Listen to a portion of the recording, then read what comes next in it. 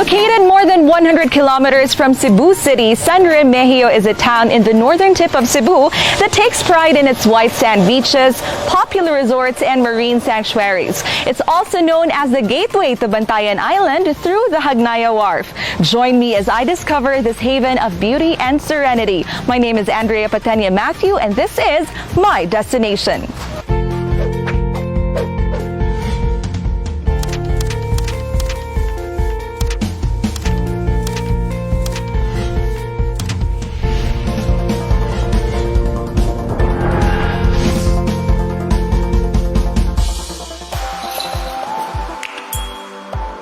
It would take at least 3 hours to get to San Remigio from Cebu City. The towns and cities you'd visit along the way are Danao, which is known for its tinapanan or smoked fish, Carmen, Katmon, where you can get some delicious bibingka by the roadside, Sogod, Bourbon, Tabugon, and Bogo. To get there quicker, one can also opt to choose the Tabuelan route via Logo. This northern town is a third-class municipality with 27 barangays. San Remigio was formerly known as Canhagas after the trees that used to be abundant in the area. There have been two stories behind the name San Remigio. One, that it was named after Saint Remigius of Reims. The second story was that it was attributed to the legend of an unknown figure by the name of Remigio Molton.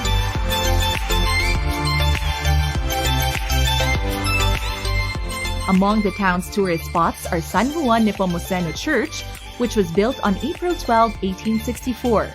The century-old acacia tree, which dates back to the Spanish era and has been identified by the DENR as one of the oldest trees in Cebu.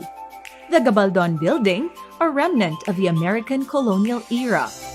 Pangi Cave, which is the source of drinking water for its nearby barangays and was said to be where the parish priest of Bogo took refuge during World War II.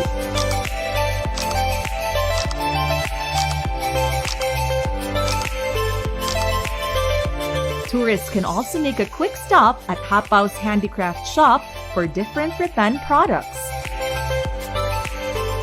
Ang Hapao is klase sa iyang pag-wave. Parehani. Mani siya gitawag og Hapao. Para siya gitahi. Kani siya is ang Hapao. Mani siya gitawag akong nahibaw-an lang po, base akong nahibaw-an, mani siya gitawag high-in. High-in nga basket ang Hapao. Once maingon sila Sunrave is Hapao na gidana nila ang Hapao, so mo na nasod sa kong huna-huna. Wala na murag until karon nga murag nadana siya ba. Nadana gyud siya nga Hapao beach nya, Hapao kay kasagaran sa mga manganhigyod muapit sa amo. So makaibaw na sila although tagadaan Bantayan, Bidilin, Bogo, nanagyud sila ba. Oy Sunrem ato ning Sunrem kay nay Hapao daw nga dos. While you're in the town, make sure to ask about their famous delicacy, manok na giluto sa kawayan or native chicken stuffed with valenciana cooked inside a bamboo. The town's greatest pride is its longest shoreline in Cebu, which a festival was named after. This, however, will be put on hold for now due to the current pandemic.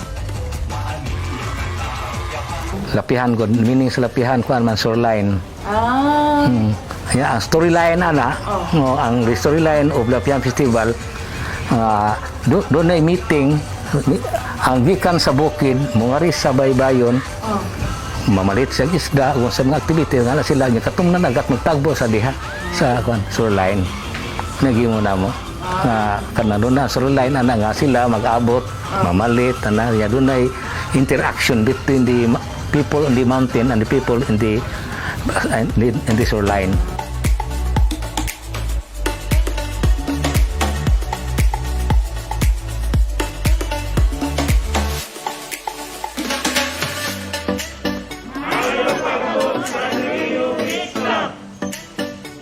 One of the town's biggest resorts is San Remigio Beach Club, which has recently reopened this October with its new normal protocols in place.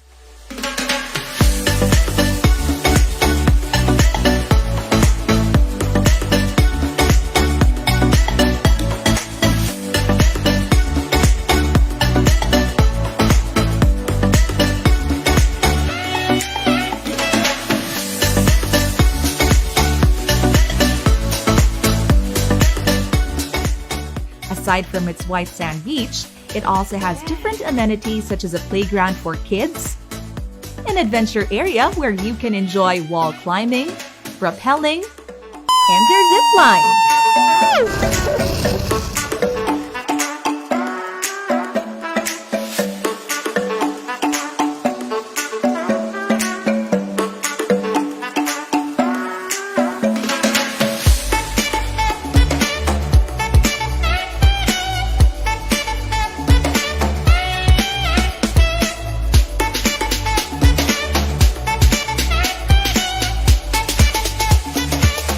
They also have a lot of Instagrammable spots, different room choices for solo travelers, couples, or even the whole barkada and family.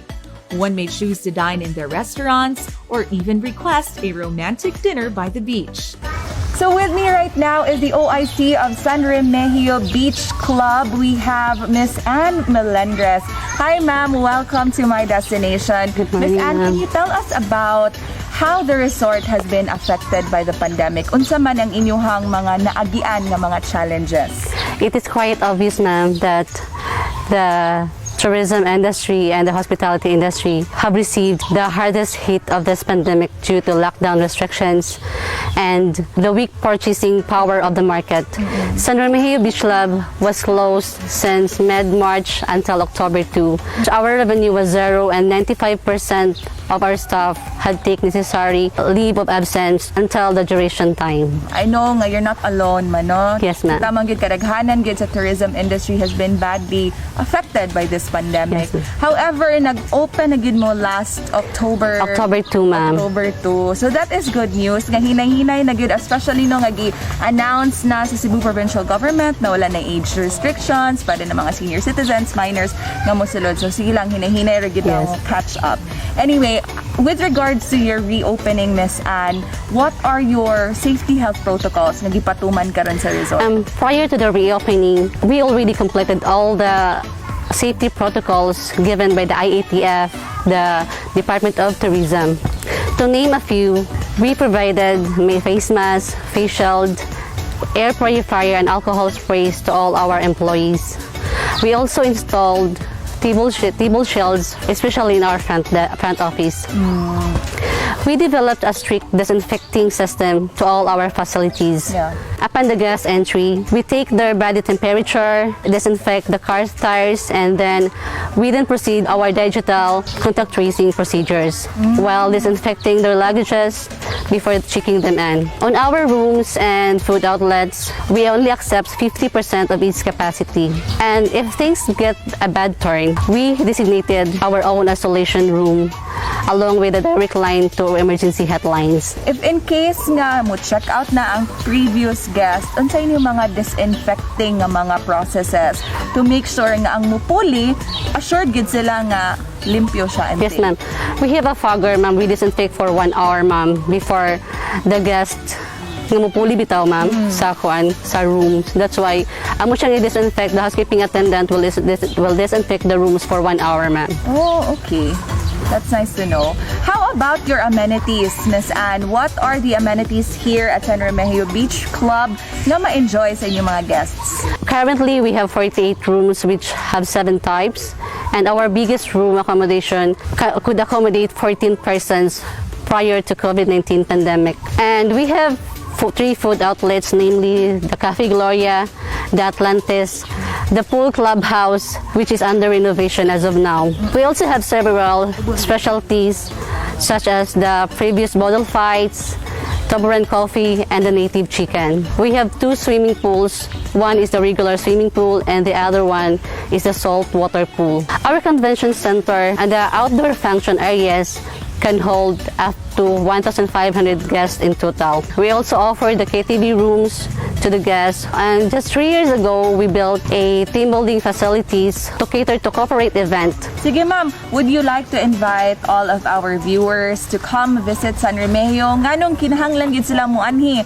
sa San Remigio? Tourists would like to visit San Remigio Beach Club. Not only this, the municipality have the longest shoreline in Cebu. The resort itself gives the guests plenty of activities to do from day 1 to day 4 with the family or the barkadas. Our team building program is our sole niche, could give any company a boost in achieving their goals through strengthening the band.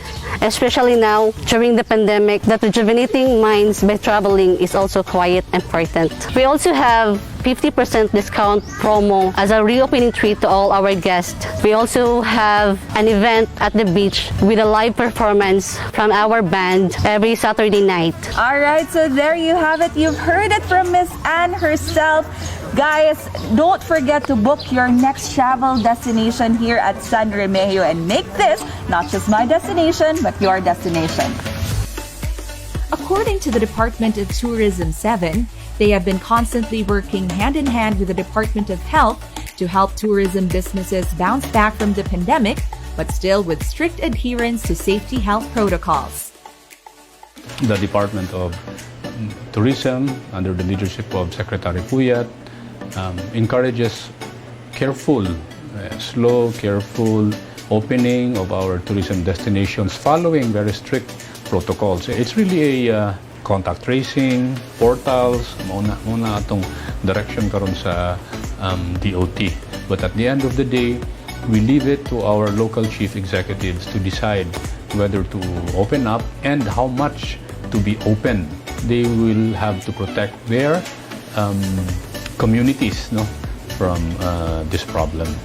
Akong gihangyo nga ang mga local tourists o mga foreigner nga mobisita sa San Remigio kay ang San Remigio gawas nga maabi-abihon ang mga tao, dako kay mo o lugar nga diin makapangaligo pa mo di ara sa San Remigio, napagilibreng kaliguanan jud kanang lapihan public beach. Ang bisita nga sa Remigio, mutuman gi sila unsay among himong nga guideline. Now that tourism activities are already encouraged in the province of Cebu, it's time to head up north and enjoy your next adventure here at San Remigio. This has been Andrea, and this is my destination. Gotta go!